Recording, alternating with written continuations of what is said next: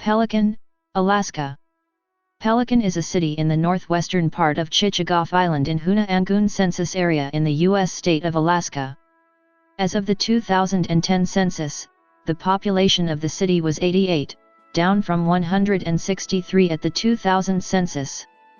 Pelican is located on the east side of Lizansky Inlet, a body of water that opens into Lizansky Strait and Cross Sound, on Chichagof Island at coordinates 57°5730 and 136°1327 W/57.95833° and 136.22417° W/57.95833, -136.22417.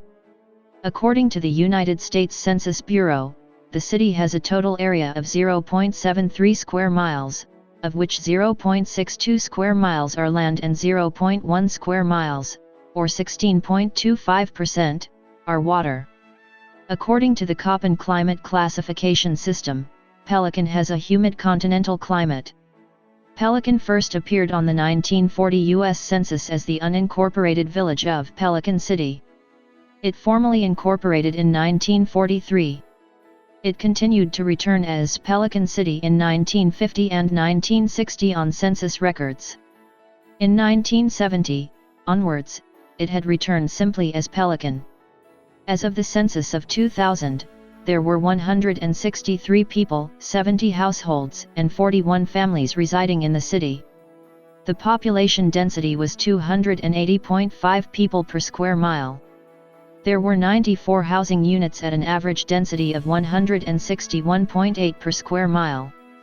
The racial makeup of the city was 72.39% white, 21.47% Native American, 1.23% Asian, 0.61% from other races, and 4.29% from two or more races.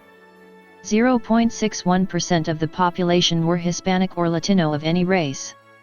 There were 70 households out of which 30.0% had children under the age of 18 living with them, 41.4% were married couples living together, 5.7% had a female householder with no husband present, and 41.4% were non-families.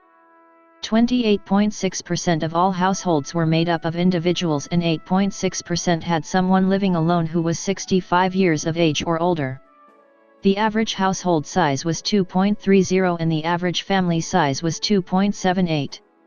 In the city, the population was spread out with 24.5% under the age of 18, 3.1% from 18 to 24, 28.2% from 25 to 44, 34.4% from 45 to 64, and 9.8% who were 65 years of age or older. The median age was 42 years. For every 100 females, there were 143.3 males. For every 100 females age 18 and over, there were 146.0 males. The median income for a household in the city was $48,750, and the median income for a family was $57,083. Males had a median income of $50,500 versus $3,750 for females. The per capita income for the city was $29,347. None of the families and 4.7% of the population were living below the poverty line. According to legend, many years ago when Russian ships roamed Alaska waters, one foundered in the uncharted waters of Cross Sound. Survivors rowed their lifeboat up an inlet that would later be known as Lizansky. In a sheltered cove they founded a settlement. They cleared and planted gardens, trapped and hunted game. The story goes that a shipyard was built and a ship constructed, which allowed them to return to their homeland. When the Russian settlement died, the land again reverted to wilderness. Early hunters and trappers noticed the clearing in the woods, and found iron and copper tools along with sunken graves. They named the abandoned settlement Sunnyside. The Lizansky Inlet Lodge is located on the site of the old Russian settlement at Sunnyside, and the owners can attest to there being mountains nearby in the trees that may be burial sites and of finding tools in the ground. In the late 1970s, Paul Corbin found what appears to be a spike from a Russian ship while digging a garbage pit a few hundred yards behind the lodge. A few years later, Denny Corbin found a pair of eyeglasses while digging to enforce a coffer dam in the woods behind the lodge. The eyeglasses had gold rims, blue glass and diamond-shaped pieces of jade in each corner. By 1938, the Lizhinsky Inlet had become home to gold miners. Hjalmar Mork, Jack Ronning, and the older of the Mork family boys operated the Mork mine, called the Goldwyn Prospect. Besides the Mork mine, there was a gold mine called the Apex, founded earlier, which can be found across the inlet from Sunnyside. The Apex El Nido mine produced 18,000 ounces of gold. Jack Kobe was developing a mine called Lucky Strike up towards the head of the inlet, and another mine was being worked at its mouth.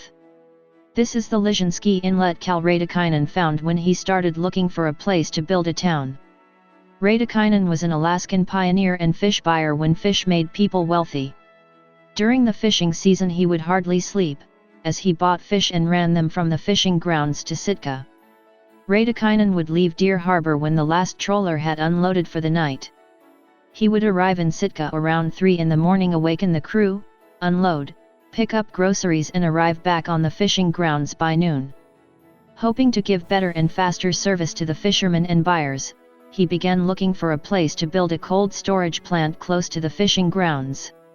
Ratikinen went to his friend Hjalmar Mork and told him what he was looking for. On August 2, 1938, Hjalmar took him to a place up the inlet near his mine and suggested the location. Ratikinen found a harbor with deep water, land, and a large lake with a waterfall. Located between Juneau and Sitka, the site had everything he was looking for. Ratikinen organized a corporation and brought in a crew to start the building. On September 26, 1938, his boat the Pelican brought in Bob Dearmond as timekeeper and storekeeper, Eli Rapik as cook's helper, and another cook known as Slim. Others may have been Don White and Gust Savella. A.P. Kohovalder and his wife Martha arrived with their trawler, and Ratikinen had 1 or 2 others with him when he brought in his fish scows. One scow was put on the beach and became the mess house with worker quarters in the upper section.